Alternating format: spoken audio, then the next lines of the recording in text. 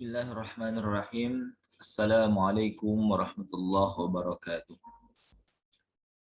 Mahasiswa sekalian, alhamdulillah hari ini kita bisa ketemu lagi di mata kuliah aliran-aliran kalam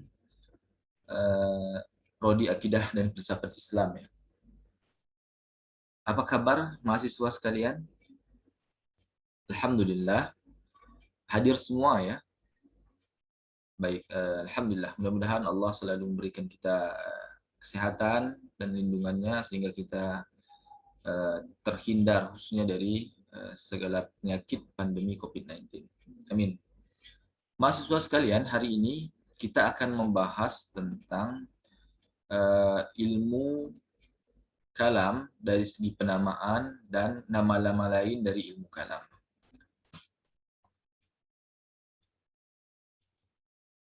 Sebelum kita membahas tentang materi kita hari ini, saya ingin sedikit mengulas apa yang telah kita bahas pada minggu lalu, pertemuan yang lalu, tentang tujuan dan manfaat serta urgensi dari mempelajari ilmu kalam.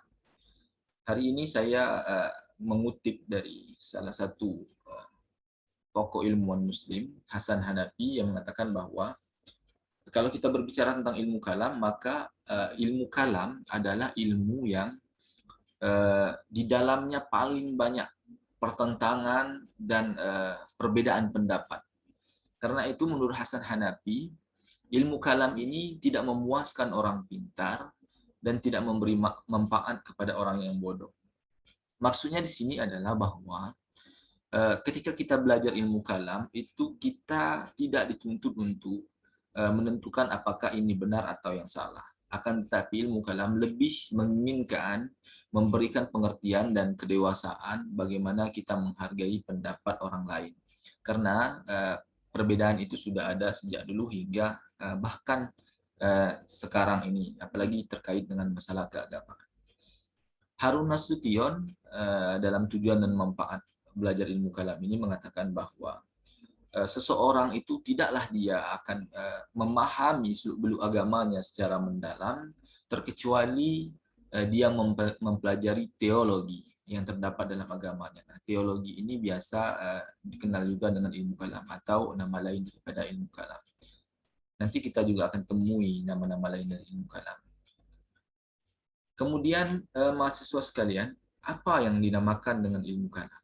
Nah, kalam kalau dari segi bahasa atau etimologi itu dalam bahasa Arab diartikan dalam bahasa Indonesia itu dengan pembicaraan atau perkataan. Namun demikian, ilmu kalam yang dimaksudkan dalam ilmu ini adalah karena ia berlandaskan kepada metodologi dalam berpikir atau metodologi dalam berdialog. Karenanya ilmu kalam di sini lebih tepat diartikan dengan diskusi, alasan atau debat. Karena itu kalam lebih identik dengan rasional daripada wahyu. Dinamakan ilmu kalam karena mempelajari ilmu ini harus dengan kalam atau sebuah perkataan, argumen-argumen tertentu untuk mempertahankan pendapatnya.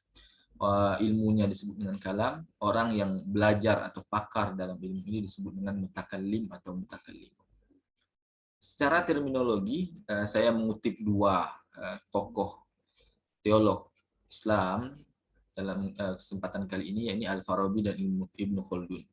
Menurut Al-Farabi, ilmu kalam adalah disiplin ilmu yang membahas zat dan sifat Allah beserta eksistensi semua yang mungkin.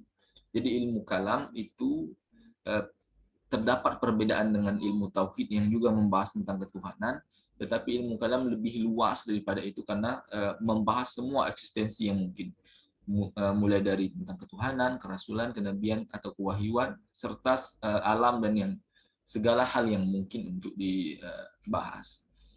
Mulai yang berkenaan dengan masalah dunia sampai masalah sesudah mati yang berlandaskan doktrin Islam, di mana menurut Al-Farabi stressing akhir dari ilmu ini adalah memproduksi ilmu ketuhanan secara filosofis.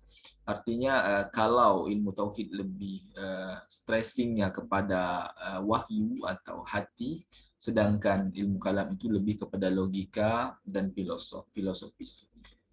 Oleh Ibnu Khaldun dikatakan bahwa ilmu kalam disiplin ilmu yang berkaitan dengan keimanan yang diperkuat dengan menggunakan argumentasi rasional. Redaksi yang sama, namun tujuannya redaksinya berbeda tapi tujuannya sama. Kemudian ada beberapa nama lain dari ilmu kalam, yakni ilmu usuluddin, ilmu tauhid, ilmu akidah, dan teologi Islam. Nah, tadi sudah disinggung sedikit tentang apa itu ilmu tauhid dan teologi. Kalau ilmu usuluddin itu lebih ke arah tentang uh, keyakinan, syahadat, dasar-dasar daripada agama.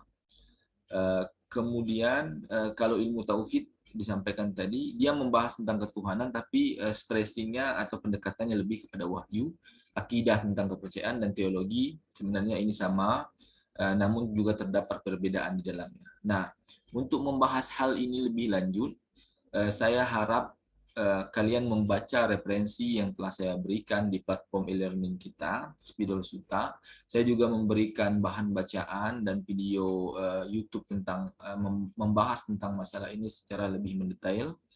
Saya harap kalian membaca ini dan kita akan presentasikan di minggu depan juga tentang masalah sejarah timbulnya aliran-aliran kalam yang saya akan sampaikan materinya minggu depan. Saya harap ketika datang di minggu depan kalian tidak dengan kepala kosong, artinya bacalah materi-materi yang saya berikan. Baik mahasiswa sekalian, saya pikir cukup sampai di sini materi saya. Jika ada pertanyaan dan diskusi, silakan sampaikan di media platform e-learning kita, Spidol Suta, dan saya akan membuka diskusi hingga minggu depan dan kita akan bahas secara offline di minggu depan. Saya pikir cukup sampai di sini pertemuan kita. Hadanallahu wa iyyakum ajmain. Akhirul kalam, wassalamualaikum warahmatullahi wabarakatuh. Sampai jumpa minggu depan.